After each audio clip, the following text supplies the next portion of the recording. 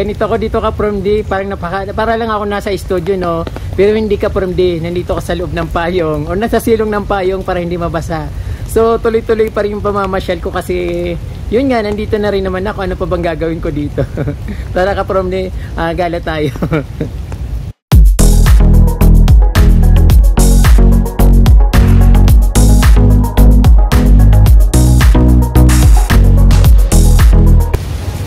Hello mga ka-from D, nandito ako sa Burnham Park, Baguio City.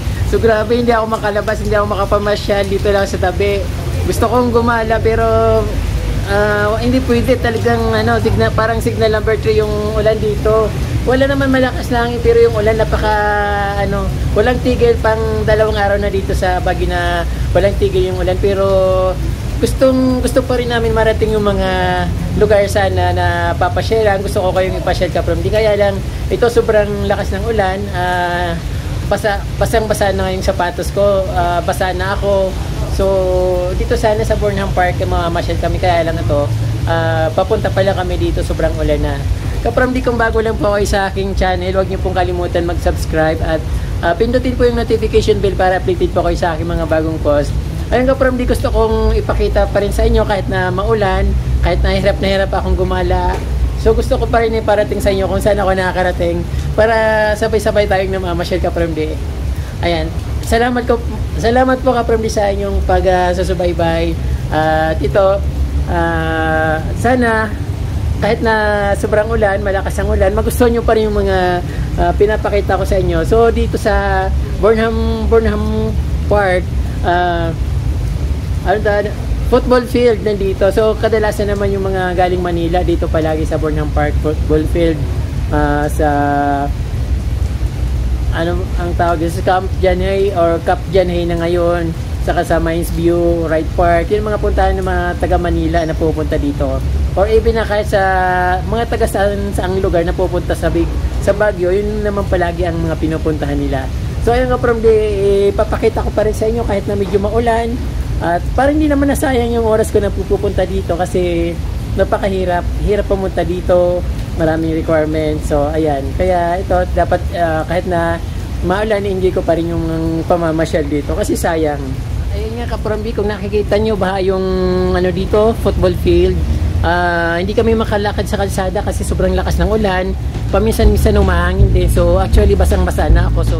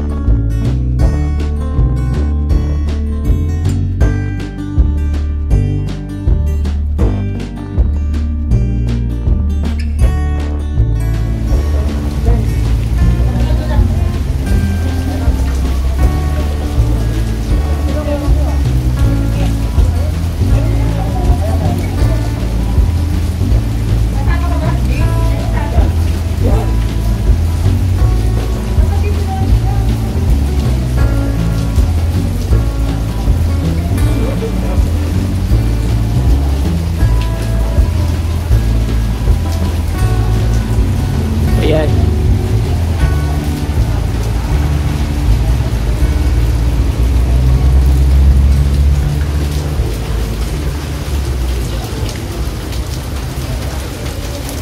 Ang hirap din maglakad-lakad ka-from D kasi sobrang dulas yung tiles ang dito, yung apakan.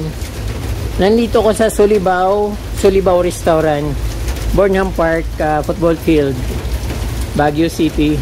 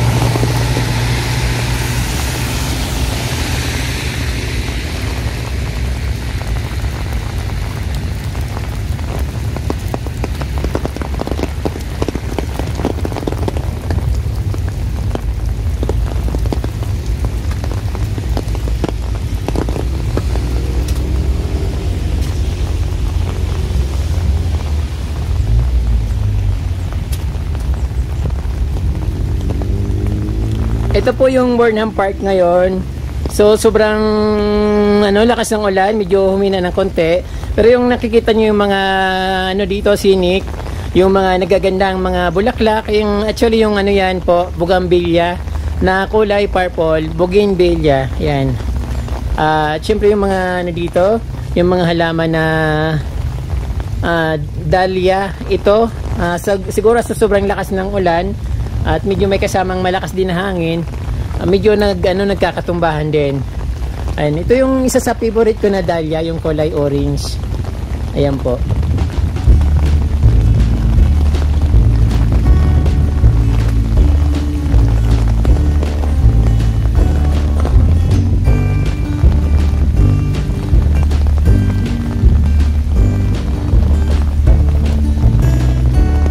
Medyo baha. Ang hirap maglakad dito. Since mabasa na rin naman yung sapatos ko, so sige na, okay na lang.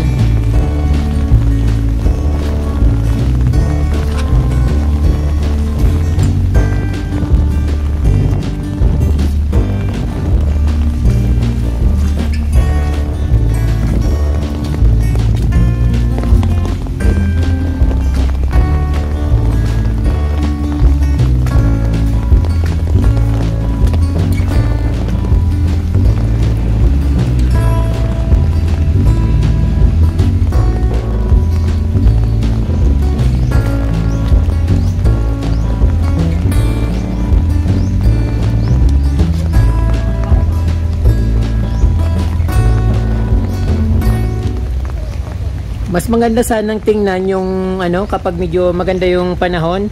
Napakagandang tingnan dito ng mga halaman. Siyempre yung scenic ng Burnham Park, napakaganda. Kaya lang ito medyo unlucky.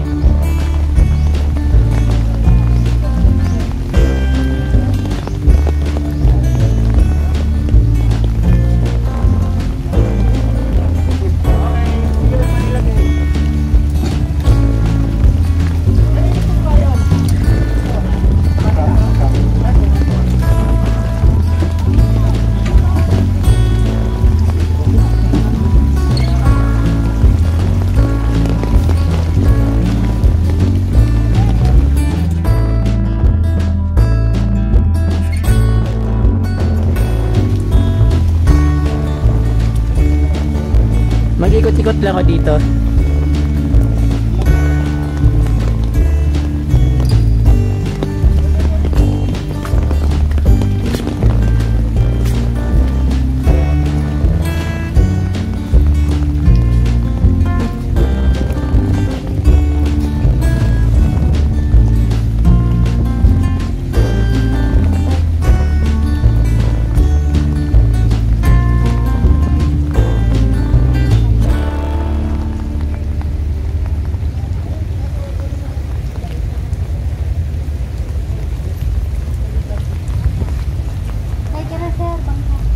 Andun na yung mga kasama ko. Ikaw may cellphone.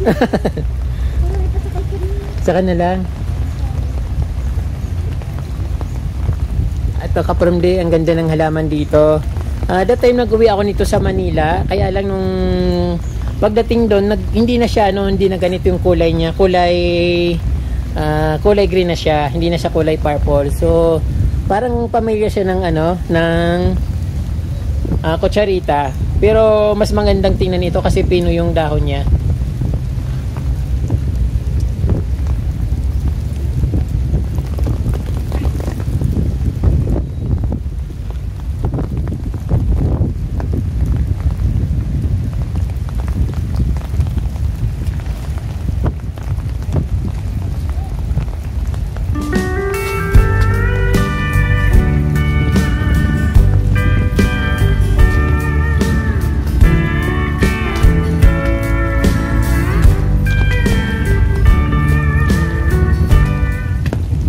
Scenes of Burnham Park, Baguio. Sayang naman, so baha, hindi ako makapunta dun sa medyo malayo, so dito na lang muna ako.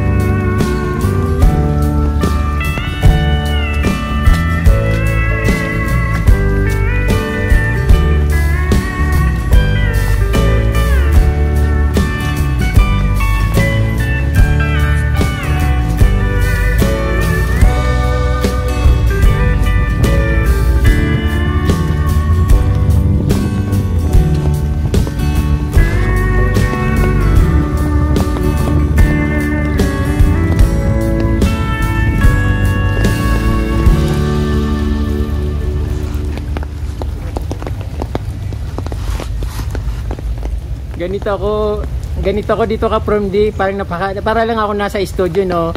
Pero hindi ka from D, nandito ako sa loob ng payong o nasa silong ng payong para hindi mabasa. So tuloy-tuloy pa rin yung pamamasyal ko kasi yun nga, nandito na rin naman ako. Ano pa bang gagawin ko dito?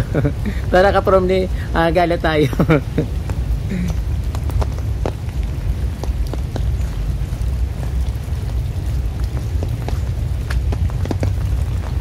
First time kong makapunta dito na ganito maulan. Pero minsan umuulan din naman ng konting-konti. Pero hindi naman ganito na parang bagyo. Bagyo talaga siguro.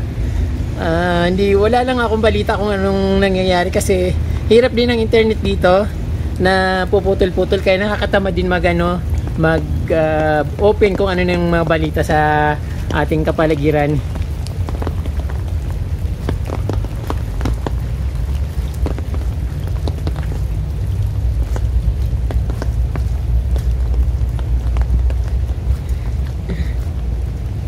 Masaya naman kahit na ito inuulan, masaya naman ako dito.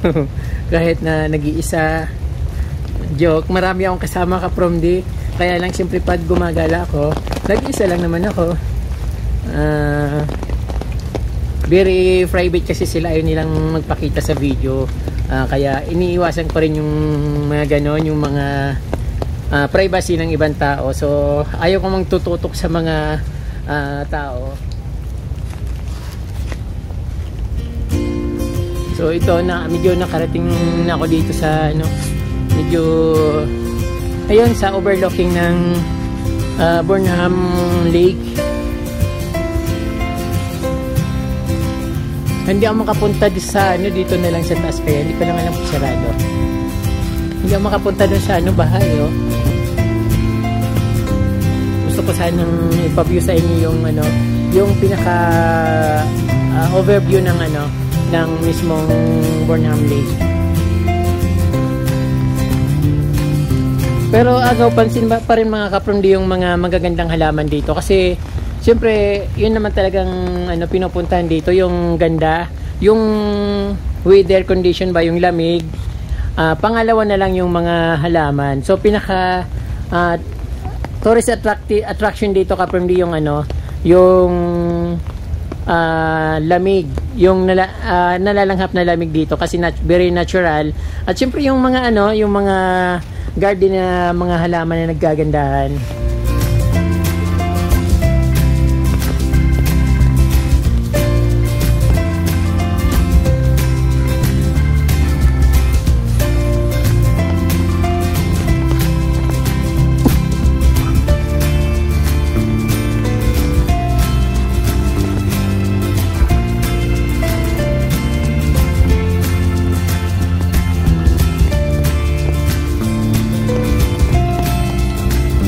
Ayun pa rin yung kung napapasin nyo kaprondi, hindi naman ganun karaming tao.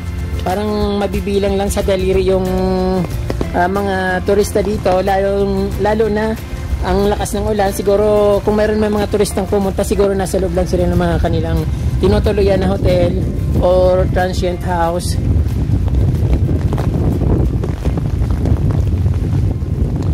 Kanina pa ako naggagala dito pero ilan lang nakita ko na tao.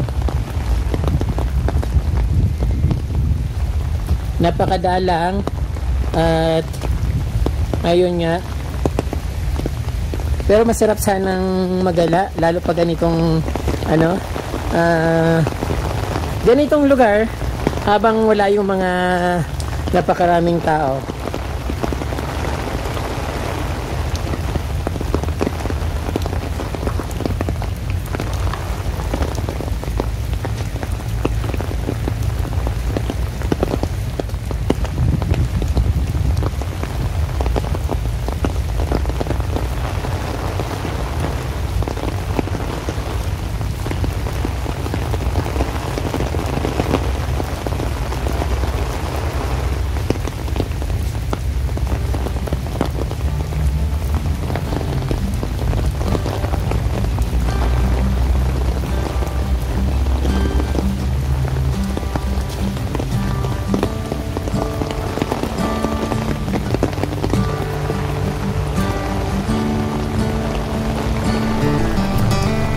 Ito mga kaprom di dahlia plants.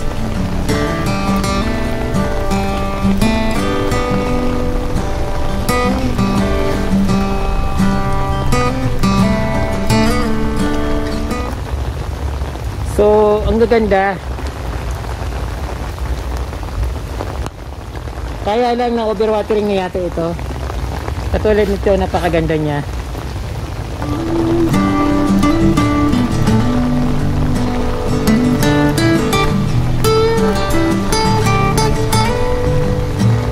Pakiusap, bawat hawakan ng mga bulaklak. Ay.